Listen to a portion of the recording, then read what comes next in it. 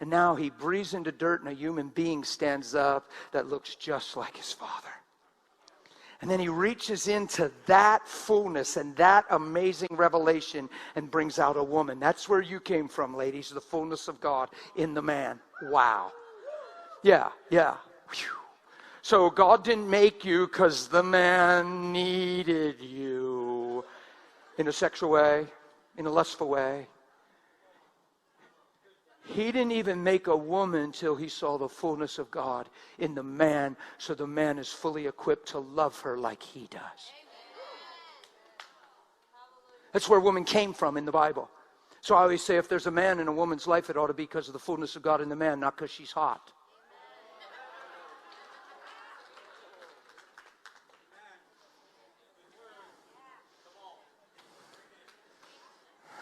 Yeah, don't cheer me on too much, buddy. This topic is intense. Is there an area in our lives more exploited and more perverted? Is there an area more focused on than sexuality? There's nothing even a close second, people. Why? You don't counterfeit $1 bills. You go after something that has great value. And this whole sexual arena is so driven by emotions and sensuality. And it keeps men bound to feelings and flesh and fantasies. It tries to keep spirit-filled people living there.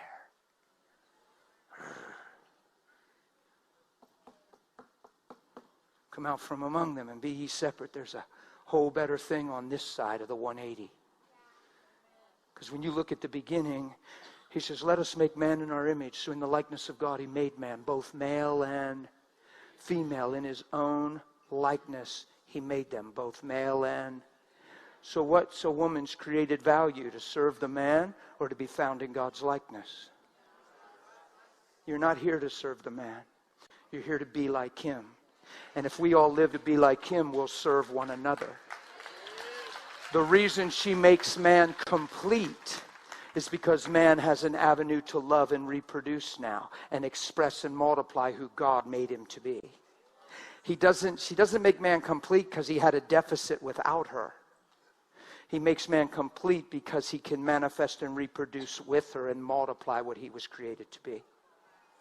Till the whole earth is filled with his glory.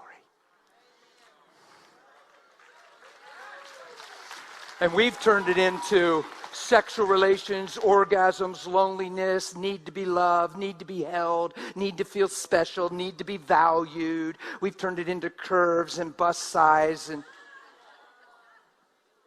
to just keep sensuality just thriving and keep the flesh raging, maybe even in the midst of our worship. Oh, it's... I'm feeling that. The first thing on every list of the flesh is sexuality.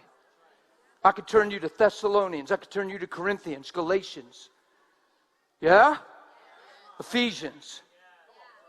Colossians. Sexuality, first thing on the list. And he doesn't tell you to manage it. He doesn't tell you to balance it. And he doesn't tell you to control it. He tells you to put it to death. Why? Because what you were trained in is a lie from hell. It was not from the beginning. Well, God gave us our sex drive. Stop it. Adam gave you what you grew up with. God gave you love, not sex drive. God gave you love, not sex drive. And just like we see his first love, we love him. The wife sees a love that she's sheltered in, protected in, that she's nurtured in, and she opens herself up to what is the safest place she's ever been and been held in that place. She opens up and responds in that love. The two come together and reproduce in that place after their own kind, and the earth is filled with his glory. It's not about orgasms, it's about holiness in his presence. It's about love. Why would you sell out for an orgasm when his presence wants to overtake you in your covenant union with your spouse? Yeah, I'm done with all that.